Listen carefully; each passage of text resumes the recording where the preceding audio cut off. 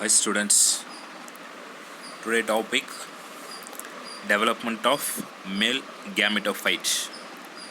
So எப்படி வந்து develop ஆகுது அப்படின்றதான் இன்றைக்கி டிஸ்கஸ் பண்ண போகிறோம்.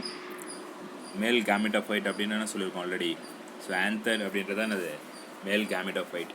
ஸோ இப்போ அந்த ஆன்தர் வந்து எப்படி வந்து ஃபார்ம் ஆகுது, ஓகேவா. ஸோ போலன் கிரைன்ஸ் எப்படி ஃபார்ம் ஆகுது, அந்த போலன் கிரைன்ஸ்லேருந்து pollen tube and then male gametes எப்படி வந்து ஜென்ரேட் ஆகுது அப்படின்றதான் டிஸ்கஸ் பண்ண போகிறோம், ஓகேவா. The microspore is a first cell of the male gametophyte and is haploid, ஓகேவா. ஸோ ஃபஸ்ட்டு செல் ஆல்ரெடி சொல்லியிருக்கோம். ஸோ இது important one mark also. The microspore தான் அது ஃபஸ்ட்டு செல் ஆஃப் த மேல் கேமெட்டோஃபைட்டு. ஸோ மேல் கேமெட்டோஃபைட் அப்படின்னா ஆன்தஸ்.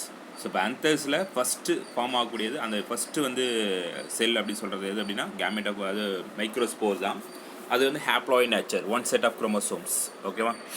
த development of male gametophyte takes place while they are still in the microsporangium. உள்ளே இருக்கக்கூடிய microsporangium, அதாவது எல்லா மைக்ரோஸ்போர்ஸும் ஜாயின் டுகெதராக இருக்கிறதா மைக்ரோஸ்பொராஞ்சியம். அதிலிருந்து தான் அந்த மைக்ரோஸ்போர் வந்து மேல் கேமெட்டோஃபைட் வந்து டெவலப் ஆகுது.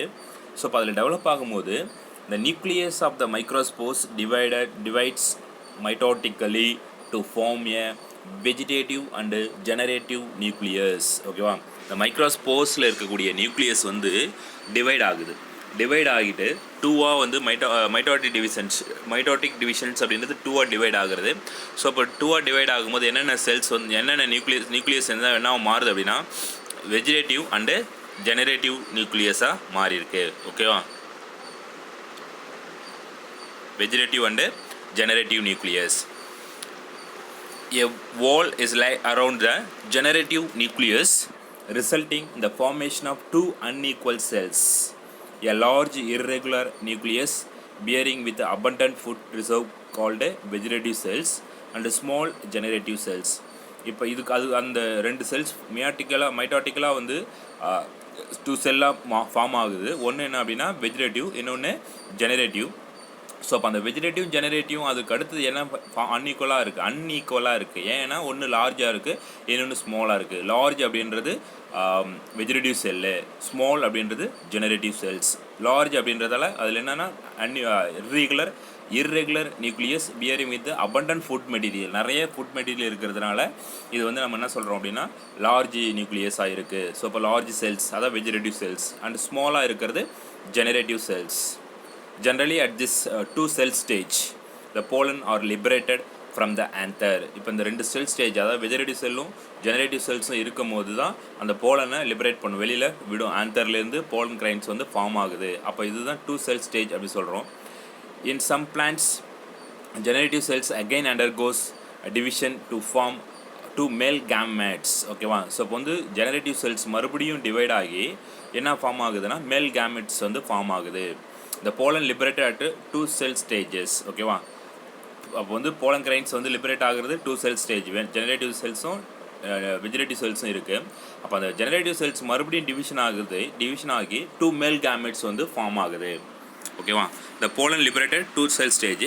60% of the angiosperms pollen is liberated in two cell stage, ஓகேவா.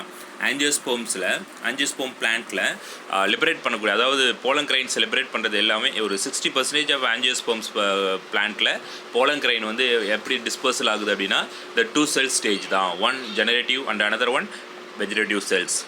Further, the growth of the male gametophyte occurs only if the pollen reaches right to stigma. அப்போ அதுக்கப்புறம் அந்த கேமெட்டோஃபைட் வந்து மறுபடியும் இப்போ இதுதான் காமன், ஓகேவா. ஸோ அதுக்கு அடுத்தது மறுபடியும் அது க்ரோ ஆகுது அப்படின்னா அது போயிட்டு ரைட் ஸ்டிக்மா, அதுக்கு தேவையான ஸ்டிக்மாஸில் போயிட்டு, அதாவது அதனுடைய சேம் ஸ்பீஷியஸனுடைய ஸ்டிக்மாவில் போயிட்டு சிட் ஆகின உடனே அதனுடைய க்ரோத் வந்து டெவலப் ஆக ஆரம்பிச்சிருது. The pollen on the reaching the stigma absorb moisture and swells, ஓகேவா. ஸோ அப்போ வந்து ஃபஸ்ட்டு ஸ்டிக்மாவில் போய் உட்காந்த உடனே அது வந்து மாய்ச்சரை வந்து அதில் இருக்கக்கூடிய ஈரப்பதத்தை நல்லா உறிஞ்சி எடுத்து நல்லா வீக்கமாக மாறிடுது, அதாவது ஸ்வெல்ஸ் ஆகுது, ஓகேவா. ஸோ இப்போ அந்த பிக்சர்ஸ் கொடுத்துருக்காங்க பாருங்கள்.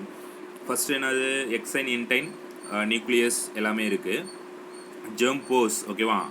அதுக்கு அடுத்தது வேக்யூல்ஸ் ஃபார்ம் ஆகிருக்கு, நியூக்ளியஸ் இருக்குது. இது எல்லாமே இதில் மைக்ரோஸ்போர்ஸில் இருக்கக்கூடியது, ஓகேவா. ஸோ மைக்ரோஸ்போர்ஸில் இருக்குது. அதுக்கு அடுத்தது அந்த நியூக்ளியஸ் வந்து டிவைட் ஆகுது. ஸோ நியூக்ளியஸ் பிக்சர் என்னது அப்படின்னா டிவைடிங் நியூக்ளியஸ். அந்த நியூக்ளியஸ் வந்து டிவைட் ஆகும்போது ஒன்று என்ன மாறி இருக்குது அப்படின்னா வெஜிடேட்டிவ் செல்லாகவும் இன்னொன்று ஜெனரேட்டிவ் செல்ஸாகவும் மாறி இருக்கு. ஓகேவா? ஸோ இப்போ அந்த ஜெனரேட்டிவ் நியூக்ளியஸ் வந்து மறுபடியும் என்ன ஆகுது அப்படின்னா டிவைட் ஆகும். ஓகேவா? So generative cells dividing generative nucleus. அதுக்கு அடுத்தது மேல் கேமெட்டோஃபைட் வந்து ஃபார்ம் ஆகுது. ஸோ இப்போ இதுதான் வந்து இந்த டியூப் நியூக்ளியஸ் ஆல்ரெடி இருக்கக்கூடிய அனதர் ஒன்று இது. ஓகேவா? ஸோ இப்போ இந்த புஷ் பண்ணும் இந்த மெட்டீரியல்ஸ் எல்லாமே அந்த ஜெர்ம் போர் வழியாக புஷ் பண்ணி அதை இப்போ வெளியில் அனுப்பும். மேலே இருக்கிறது வெறும் கூடாக தான் இருக்கும். ஓகேவா? ஸோ ஃபஸ்ட்டு அதுக்குள்ளே செல்ஸுக்குள்ளே தான் இருக்கும். அதுக்கப்புறம் அதுக்குள்ளே இருக்கிற சப்ஸ்டன்ஸ் எல்லாமே வந்து புஷ் பண்ணி அந்த இதுக்குள்ளே அனுப்பும், அந்த போலன் டியூப்புக்குள்ளே அனுப்பும். அது போயிட்டு ஸ்டிக்மாவில் ரீச் ஆகிட்டு ஸ்டிக்மாவில் ரீச் ஆனோடனே போலன் டியூப் ஃபார்ம் ஆகும்போது அது உள்ளேருந்து அந்த போலன் கிரைன்ஸில் இருக்கக்கூடிய அந்த நியூக்ளியஸ் எல்லாத்தையும் புஷ் பண்ணி அந்த போலன் டியூப் வழியாக உள்ளே என்டர் பண்ணிவிடும். அப்போ அந்த போலன் டியூப் வந்து ஜெர்மினேட் ஆகும், வளர்ந்து போகும். எது வழியாக அப்படின்னா ஸ்டைல் வழியாக வளர்ந்து போயிட்டு எங்கே போயிட்டு ஓவியலுக்குள்ளே போயிட்டு ரீச் ஆகும்போது பர்ஸ்ட் ஆன உடனே அதோடைய மேல் கேமெட் வந்து ரிலீஸ் ஆகும். ஸோ இப்போ இதுதான் அதனுடைய ப்ராசஸ்ஸு. ஸோ எப்படி ஃபார்ம் ஆகுது பாருங்கள். ஓகேவா? ஒரு நார்மலாக மைக்ரோஸ்பொராஞ்சியத்திலிருந்து மைக்ரோஸ்போர் ஃபார்ம் ஆகுது. அந்த மைக்ரோஸ்போர் டிவைட் ஆகுது. டிவைட் ஆகி 2 நியூக்ளியஸாக மாறுது. ஒன்று ஒரு செல்லு வந்து வெஜிடேட்டிவும் இன்னொன்று ஜெனரேட்டிவும். ஸோ அது வெஜிடேட்டிவ் வந்து இர்ரெகுலராக இருக்குது, ஃபுட் மெட்டீரியலில் ஸ்டோர் பண்ணியிருக்கு, அதனால் லார்ஜாக இருக்குது. ஜெனரேட்டிவ் வந்து ஸ்மாலாக இருக்கக்கூடிய செல்ஸு. அதுக்கு அடுத்தது இந்த 2 செல் ஸ்டேஜ் தான் இந்த 2 செல் ஸ்டேஜ் சொல்லுவோம். மோஸ்ட் ஆஃப் த ஆஞ்சியோஸ்போம் பிளான்ட்டில் இந்த 2 செல் ஸ்டேஜ் தான் இருக்குது. ஓகேவா? அந்த ஜெனரேட்டிவ் செல்ஸ் மறுபடியும் டிவைட் ஆகினா மேல் கேமெட்ஸ் வந்து ஃபார்ம் ஆகுது. அப்போ மேல் கேமெட்ஸ் ஒரு போலன் கிரைன்ஸ் வந்து ஒரு ரைட் ஸ்டிக்மாவில் உட்காந்த உடனே ஸ்வெல் ஆகி மாய்ச்சர் அண்டு ஸ்வெல்ஸ். இந்த இன்டைன். ஓகேவா? Intine grow as pollen tube through the germ pore. So உள்ளே இருக்கிற அந்த இன்டைன் தான் அது. இன்டைனில் என்ன இருக்கும் அப்படின்னா ஜெர்ம் போர் இருக்குது. ஸோ அப்போ அந்த ஜெர்ம் போர் வழியாக தான் போலன் டியூப் வந்து ஃபார்ம் ஆகுது. ஓகேவா? In case of pollen liberated at the 2 cell stage, the generative cells divide into pollen to male cells sperms after reaching the stigma. ஓகேவா? ஸ்டிக்மாவில் வந்து உட்காந்த உடனே அது வந்து டிவைட் ஆகுது. அப்போ அந்த ஜெனரேட்டிவ் செல்ஸ் வந்து டிவைட் ஆகணுடனே 2 மேல் கேமெட்ஸாக ஃபார்ம் ஆகுது. 2 மேல் செல்ஸ் அதாவது ஸ்பெர்ம்ஸாக அது மேல் கேமெட் வந்து ஃபார்ம் ஆகுது. இந்த போலன் ஆர் இந்த pollen tube before reaching the embryo sac. Embryo சாக்குள்ளே போகிறதுக்குள்ளேயே இந்த போலன் டியூப் வந்து இந்த 2 செல்ஸ் வந்து ஜெனரேட்டிவ் செல்ஸ் வந்து டிவைட் ஆகி 2 மேல் செல்ஸாக ஃபார்ம் ஆகுது. அந்த stage the development of male gametophyte. இதுதான் வந்து மேல் கேமெட்டோஃபைட் வரைக்கும் டெவலப். அப்போ ஆட்டோமேட்டிக்காக அதுக்கப்புறம் நம்ம ப்ராசஸ் படிச்சிருக்கோம். ப்ராசஸ் ஆஃப் ஃபெர்டிலைசேஷன் அப்படின்றது 10th ஸ்டாண்டர்டில் படிச்சிருக்கோம். அப்போ என்ன ஆகும்? அப்படியே போலன் டியூப் வந்து வளர்ந்து போயிட்டு எது வழியாக உள்ளே என்ட்ராகும்னா மைக்ரோபைல் வழியாக உள்ளே என்ட்ராகும். உள்ளே என்ட்ரான உடனே எம்ப்ரியோ சாக்குள்ளே போயிட்டு அப்போ எம்ப்ரியோ சாக்குள்ளே நியூசிலஸ் எம்ப்ரியோ சாக்கு அதுக்குள்ளே எக் இருக்கும். ஸோ அப்போ அந்த ஃபஸ்ட்டு நியூசிலஸ்ஸு, அதுக்கப்புறம் எம்ப்ரியோ சாக்கு, அதுக்கப்புறம் எக்கு. ஸோ அப்போ அதுக்குள்ளே என்ட்ரான உடனே அப்போது பர்ஸ்ட் ஆகும். எம்ப்ரியோ சாக்குள்ளே என்ட்ரான உடனே என்ன ஆகுது? அந்த போலன் டியூப் பர்ஸ்ட் ஆன உடனே மேல் கேமெட் போயிட்டு ரிலீஸ் ஆகும். அப்போ மேல் கேமெட் போயிட்டு ரிலீஸ் ஆகும்போது ஃபஸ்ட்டு அதில் இருக்கக்கூடிய எக்கு வந்து ஒரு எக்கு வந்து 1 மேல் கேமெட்டும் இன்னொரு எக்கு அனதர் 1 மேல் கேமெட்டும் ஃபியூஸ் ஆகும். அதான் நம்ம இந்த டபுள் ஃபெர்டிலைசேஷன், ட்ரிபிள் ஃபியூஷன்ஸ் அப்படின்றத நம்ம பார்ப்போம். அதை நெக்ஸ்ட்டு பார்ப்போம். ஓகே, போஸ்ட் ஃபெர்டிலைஸ் ஆகின பிறகு என்ன நடக்குது அப்படின்றத பார்ப்போம். ஸோ அதுக்கு முன்னாடி இது ஜஸ்ட்டு இதுதான் அந்த ஸ்ட்ரக்சர்ஸ் பார்க்குறது தான் ஆன்தர் வந்து இப்படிலாம் ஃபார்ம் ஆகுது அப்படின்றதான் இது டோட்டலாக இதானது male gametophyte. Okay, development of male gametophyte. So first நம்ம பார்த்தது மேல் பார்ட் வந்து மேல் ரிப்ரடக்டிவ் பார்ட்டு ஆண்ட்ரோஷியம். அதில் டெவலப்மெண்ட் ஆஃப் ஆன்தர் பார்த்துருந்தோம். ஓகே, எப்படி ஆன்தர் வந்து டெவலப் ஆகுது, அப்புறம் மைக்ரோஸ்போரோஜெனிசிஸ்னால் என்ன, அதுக்கு அடுத்தது ஆன்தருடைய மெச்சூர் ஆன்தருடைய ஸ்ட்ரக்சரை பார்த்துருந்தோம். ஆன்தர் வால், ஆன்தர் கேவிட்டி, கனெக்டிவ் அப்படின்றத பார்த்துருந்தோம். அதுக்கப்புறம் மைக்ரோஸ்போரும் போலன் கிரைன்ஸும் எப்படி டெவலப் ஆகுது, அதுக்கடுத்து மேல் கேமெட்டோஃபைட் எப்படி வந்து டெவலப்மெண்ட் ஆகுது அப்படின்றதான் இது டோட்டலாக. இது என்னது கேமெட்ஸ், அதாவது மேல் ரீப்ரொடக்டிவ் ஆர்கன்ஸ். ஓகேவா? ஸோ அந்த 3 ஸ்ட்ரக்சர் சொல்லியிருந்தோம்ல. ஒன்று ஃபெர்டிலைசேஷன், ப்ரீ ஃபெர்டிலைசேஷன் அப்படின்றது. ஓகேவா? Pre fertilisation, post fertilisation, after post fertilisation. ஓகேவா? ஸோ அந்த ஈவெண்ட்டில் தான் இதை நம்ம டிஸ்கஸ் பண்ணியிருக்கோம். ஃபஸ்ட்டு ஒன்று என்ன அப்படின்னா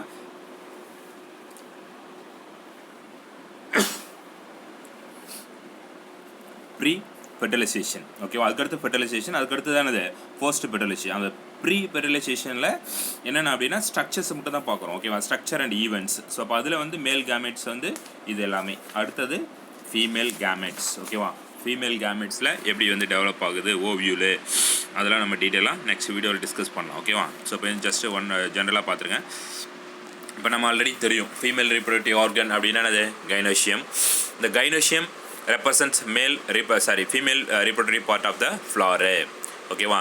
The word gynoecium represent one or more pistils of a flower. Pistil, ஓகேவா? gynoecium அப்படின்னா என்னது? Pistil, stamen. ஃபஸ்ட்டு நம்ம படிக்கும்போது ஸ்டாமன், பிஸ்டில், செப்பல்ஸ், ஓகேவா? அப்படி தான் படிச்சிருப்போம். அதுக்கப்புறம் கேலக்ஸ், கொரோலா அப்படின்றதும், அதுக்கப்புறம் stigma, filament, anther, ovary, style, stigma அப்படின்றது. ஸோ ஓவராலாக பிஸ்டில் அப்படின்றது என்னது? Gynoecium. The word pistil refers to the ovary, style and stigma. பிஸ்டில்னா மூணுமே சேர்ந்தது. எது அப்படின்னா ஓவரி இருக்கும், அதுக்கப்புறம் ஸ்டைல் இருக்கும், அதுக்கப்புறம் ஸ்டிக்மா இருக்கும். இந்த pistil is derived from a carpel. இதை டோட்டலாக என்னன்னு சொல்கிறோம் அப்படின்னா ஓவரி, ஸ்டைல், ஸ்டிக்மா இருக்கிறதா பிஸ்டில். அது கார்பல் சொல்கிறோம். அந்த கார்பல் வந்து நிறைய இருந்ததுன்னா, இப்போ வந்து ஃபார் எக்ஸாம்பிள் 1 கார்பல் இருந்ததுன்னா மோனோகார்பலரி, 2 கார்பல்ஸ் இருந்ததுன்னா பைகார்பலரி, 3 இருந்ததுன்னா ட்ரை, 4 இருந்ததுன்னா டெட்ரா, 5 இருந்ததுன்னா பென்டா, அதுக்கு மேலே இருந்ததுன்னா மல்டி கார்பலரி.